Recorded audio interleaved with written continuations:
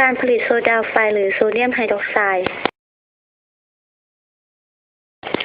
1. แยกสารละลายโซเดียมคลอไรด์ด้วยกระแสไฟฟ้าใช้แกลไฟเป็นขั้วดังรูปปฏิกิริยาที่แอนโดคลอรีนไอออน 2 โมลทำปฏิกิริยาได้สารผลิตภัณฑ์เป็นคลอรีนบวก 2 อิเล็กตรอนปฏิกิริยาที่แคโทดน้ำ 2 โมเลกุลบวก 2 อิเล็กตรอนทำปฏิกิริยาได้สารผลิตภัณฑ์เป็นไฮดรอกไซด์ 2 ไอออนบวกแก๊สไฮโดรเจนข้อเปรียบเทียบโซเดียมไฮดรอกไซด์ที่ไม่บริสุทธิ์มีโซเดียมคลอไรด์ปนและโซเดียมไฮดรอกไซด์ที่ได้มีความเข้มข้นน้อย 2. แยกสารละลายโซเดียมคลอไรด์ด้วยเซลล์ไดอะเฟรมปฏิกิริยาที่แอนโดคลอรีนไอออน 2 โมลทำปฏิกิริยาได้สารผลิตภัณฑ์เป็นคลอรีนบวก 2 อิเล็กตรอนปฏิกิริยาที่แคโทดน้ำ 2 โมเลกุลบวก 2 อิเล็กตรอนทำปฏิกิริยาได้สารผลิตภัณฑ์เป็น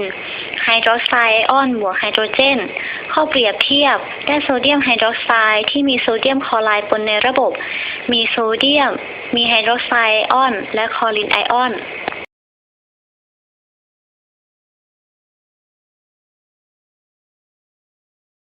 3. แยกสารละลายโซเดียมไฮดรอกไซด์ด้วยเซลล์ประหลอดปฏิกิริยาที่แอนโดคลอรีนไอออน 2 โมลทำปฏิกิริยาได้สารผลิตภัณฑ์เป็นคลอรีนบวก 2 อิเล็กตรอนปฏิกิริยาที่แคโทดโซเดียมบวก X อะมันกัมทำปฏิกิริยาได้สารผลิตภัณฑ์เป็นโซเดียมอะมันกัมโซเดียมอะมันกัมบวกน้ำ 2 โมเลกุลทำปฏิกิริยาได้สารผลิตภัณฑ์เป็นโซเดียมไฮดรอกไซด์บวกไฮโดรเจนบวก X อะมันกัม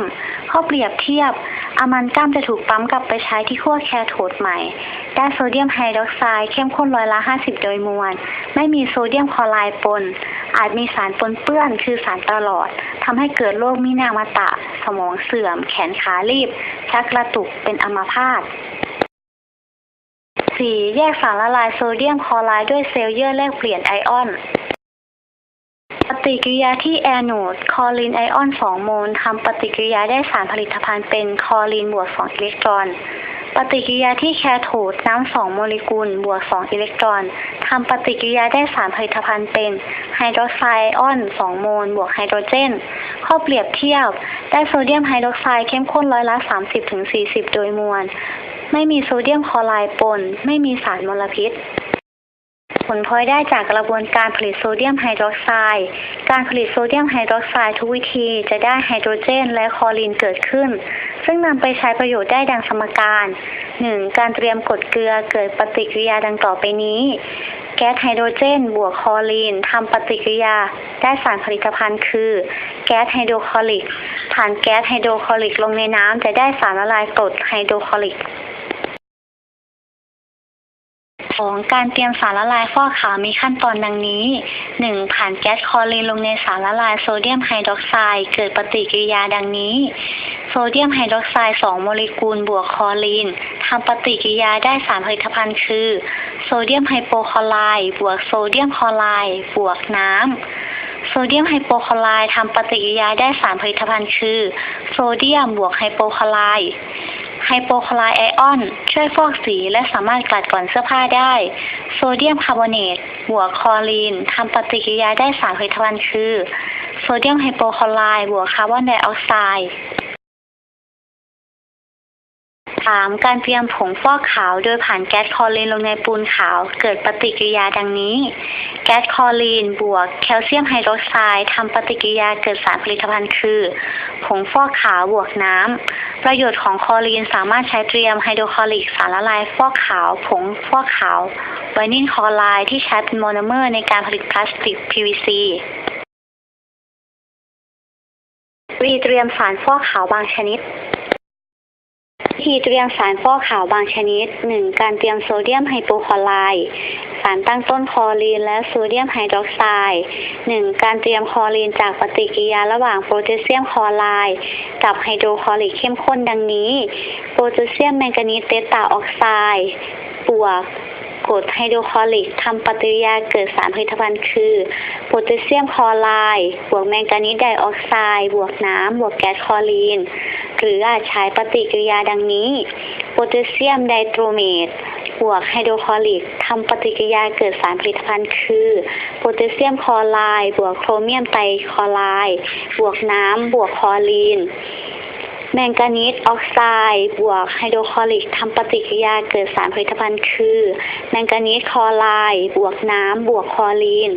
2. ผ่านคลอรีนลงในสารละลายโซเดียมไฮดรอกไซด์จะได้สารฟอกขาวตามต้องการ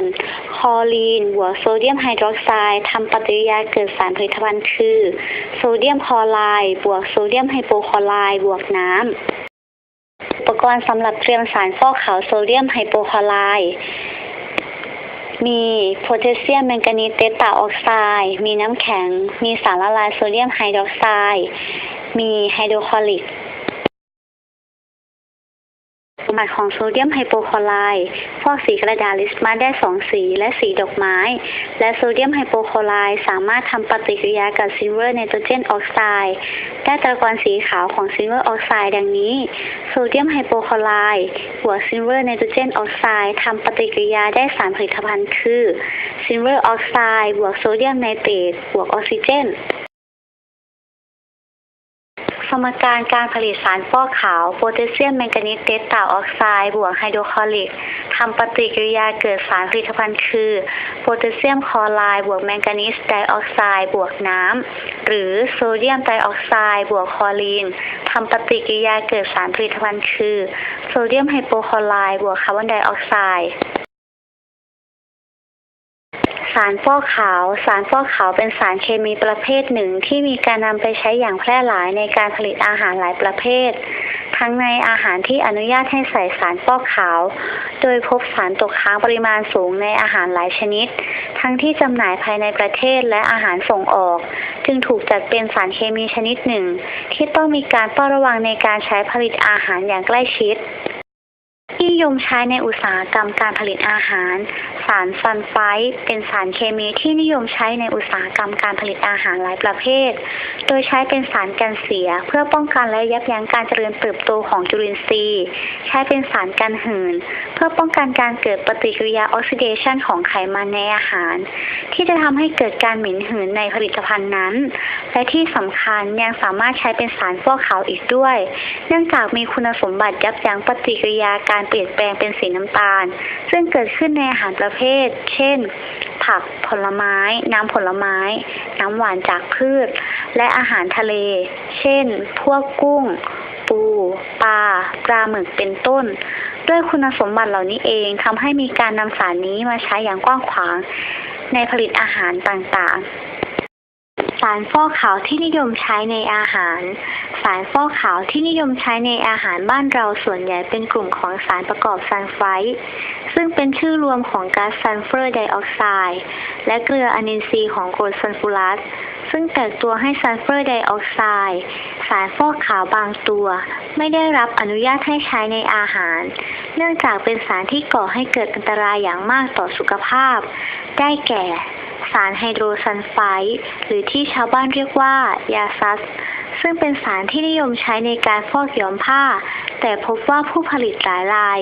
นำมาใช้ในการผลิตอาหารเพื่อฟอกสีอาหารให้ดูน่ากินการผลิตโซดาแอชหรือโซเดียมคาร์บอเนตการผลิตโซดาแอชเป็นชื่อสามัญของสารประกอบโซเดียมคาร์บอเนตเป็นของแข็งน้ำหนักเบาละลายน้ำได้ปานกลางสารละลายมีสมบัติเป็นเบสจุดล้อมเหลว851องศาเซลเซียสใช้ประโยชน์ได้อย่างกว้างขวางในอุตสาหกรรมทั่วไปเช่นอุตสาหกรรมแก้วสบู่ผงซักฟอกกระดาษสิ่งทอปิโตรเลียมเป็นต้นนอกจากนั้นยังใช้เป็นสารช่วยลดความกระด้างของน้ำและเตรียมโซเดียมซักผ้าได้อีกด้วยชื่อทางเคมีของโซดาแอชคือโซเดียมคาร์บอเนตกระบวนการผลิตโซดาแอชคือกระบวนการโซเวหรือกระบวนการโซดาแอมโมเนียวัตถุดิบ 1. โซเดียมคลอไรด์ 2. แคลเซียมคาร์บอเนต 3. แก๊สแอมโมเนีย ขั้นตอนการผลิตโซดาแอชขั้นตอนการผลิต 1. นำแคลเซียมคาร์บอเนตมาเผาได้โซเดียมไฮดรอกไซด์และคาร์บอนไดออกไซด์ 2. นำคาร์บอนไดออกไซด์ไปทำปฏิกิริยากับโซเดียมคลอไรด์เข้มข้นและแก๊สแอมโมเนียได้โซเดียมไฮดรอกไซด์และแอมโมเนียคลอไรด์ 3. กรองแยกโซเดียมไฮดรอกไซด์ออกแล้วนำไปเผาได้โซเดียมคาร์บอเนตหรือโซดาแอช 1. นำหินปูนมาเผาจะได้แคลเซียมไฮดรอกไซด์กับก๊าซคาร์บอนไดออกไซด์ดังสมการแคลเซียมคาร์บอเนตทำปฏิกิริยาได้3ผลิตภัณฑ์คือแคลเซียมไฮดรอกไซด์บวกแก๊สคาร์บอนไดออกไซด์ 2. นำคาร์บอนไดออกไซด์ไปทำปฏิกิริยากับสารละลายโซเดียมคลอไรด์และแอมโมเนียโดยใช้สารละลายโซเดียมคลอไรด์ที่มีความเข้มข้นสูงและมีความเย็นทำปฏิกิริยากับก๊าซแอมโมเนียและก๊าซคาร์บอนไดออกไซด์จะได้ตะกอนของโซเดียมไบคาร์บอเนตและนำโซเดียมไบคาร์บอเนตไปเผาจะได้โซดาแอชดังสมการกระบวนการโซเวย์เป็นที่นิยมใช้เพราะสารตั้งผลิตภัณฑ์ที่เกิดขึ้นแล้วนำกลับมาใช้ได้อีกคาร์บอนไดออกไซด์จากการเผาโซเดียมไฮดรอกไซด์และแคลเซียมไฮดรอกไซด์จากการเผาแคลเซียมไฮดรอกไซด์เมื่อนำสารละลายน้ำจะได้แคลเซียมไฮดรอกไซด์และเมื่อแคลเซียมไฮดรอกไซด์ทำปฏิกิริยากับแอมโมเนียมคลอไรด์จะได้แก๊สแอมโมเนียกลับมาใช้ในขั้นตอนที่ 2 อีกครั้งและเกิดแคลเซียมคลอไรด์นำไปใช้เป็นสารดูดความชื้นแต่มีการนำไปใช้น้อยจึงเกิดปัญหาในการกำจัดข้อดีของกระบวนการนี้ 1. วัตถุดิบมีราคาค่อนข้างถูกโซเดียมคลอไรด์แคลเซียมคาร์บอเนต 2. สามารถนำแคลเซียมไฮดรอกไซด์จากสมการมาละลายน้ำและแอมโมเนียมคลอไรด์มาทำปฏิกิริยากันเกิดแก๊สแอมโมเนียสามารถนำกลับไปใช้ในสมการได้อีก 3. แก๊สคาร์บอนไดออกไซด์จากปฏิกิริยาที่เกิดขึ้นสามารถนำกลับไปใช้ได้อีก 4. แคลเซียมคลอไรด์ที่เกิดขึ้นสามารถนำไปใช้เป็นการดูดความชื้นได้ 5. โซเดียมไฮดรอกไซด์และแอมโมเนียมคลอไรด์ใช้ทำผงฟูและทำปุ๋ยเคมีข้อเสียในกระบวนการผลิต 1. แคลเซียมคลอไรด์ที่เกิดจากการนำเอาโซเดียมไฮดรอกไซด์ทำปฏิกิริยากับแอมโมเนียมคลอไรด์นำไปใช้ประโยชน์น้อยทำให้เกิดปัญหาในการกำจัดภายหลัง 2. ใช้ปริมาณน้ำมากในการผลิตโซเดียมคาร์บอเนต1 ตัน